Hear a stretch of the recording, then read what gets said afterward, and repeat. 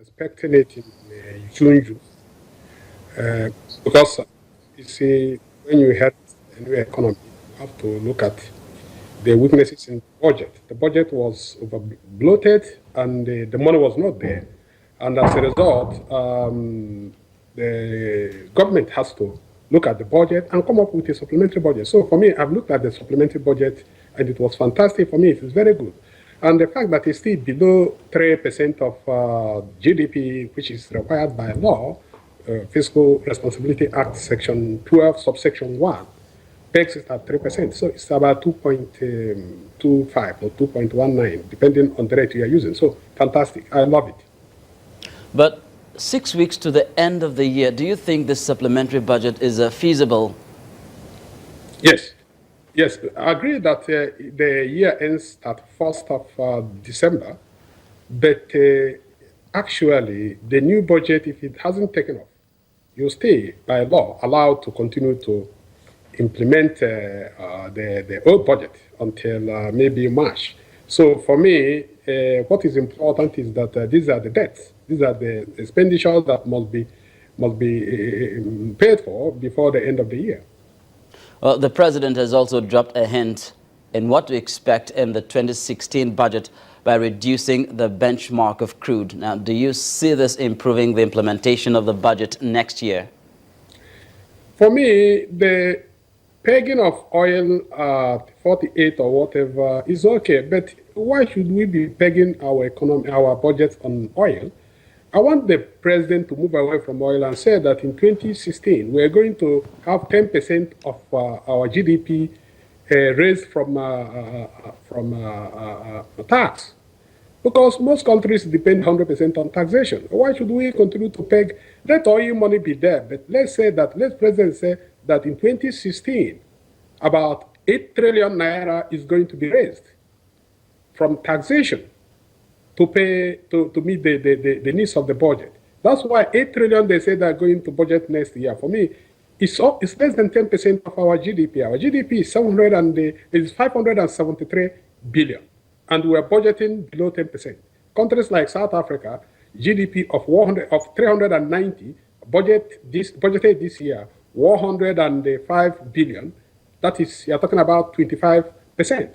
We must move our GDP budget and move our budget to GDP very, very high, because that's the only way investment side of the budget will increase. Because what we have been doing is consumption budgeting. We must move towards investment budgeting, and to do that, we must increase the amount of money that we budget out for the year. So you don't see the benchmark of crude oil improving the implementation of next year's budget? No, that's okay, because you see, we don't control the price of oil. He's trying to be prudent, and that prudence is necessary. But I am saying, and I continue to say, that unless this government is innovative by going to look for novel ways to raise cash through taxation. Look, let me give you an example. I was listening to governors, so they say they will go back to the president to ask for more money. I am telling the governors right now here, if they want, I have to have a meeting with them anytime they want to show them that they can raise so much money through taxation. I will show them how they can raise money through taxation. That they will even raise up to 40% of their budget just through taxation between now and November next year. Why shouldn't they do that? Because everyone pulls their hands and waiting for oil money. Oil money has plummeted.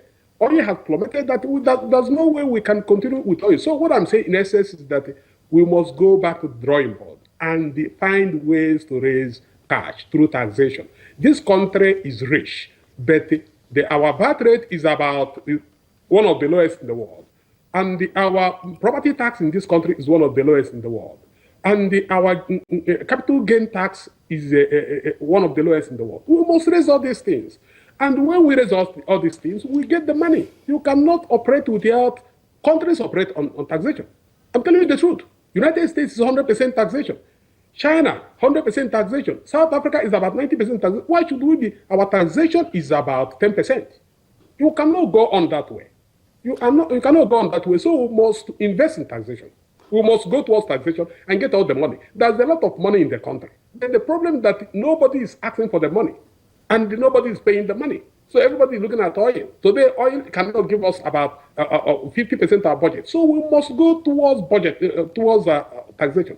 I have an idea how this government, central government, can raise 1.2 trillion without spending any money. Just they can raise within 1 year. They can raise 1.2 trillion through a special type of taxation I put together, what I call the carbon tax. All right, Dr. Enwegbara, I'm very sure they definitely would benefit from your insights as far as raising internally generated revenue is concerned, but would like to say thank you very much for your thoughts on the issues of next year's budget.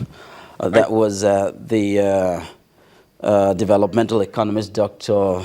Odilim Enwegbara, on the issue of next year's budget. And he also made involved salient points about diversifying and looking for, beyond oil, because on business news, that's the essence of the whole thing. Yes, that, definitely. Because on everything news, is when we pegged on oil, but then it's no longer feasible. Definitely no longer feasible. And if the words of this Moody's is going by, is anything to go by, Nigeria's oil output could even decline further. I'll give you the details on business news.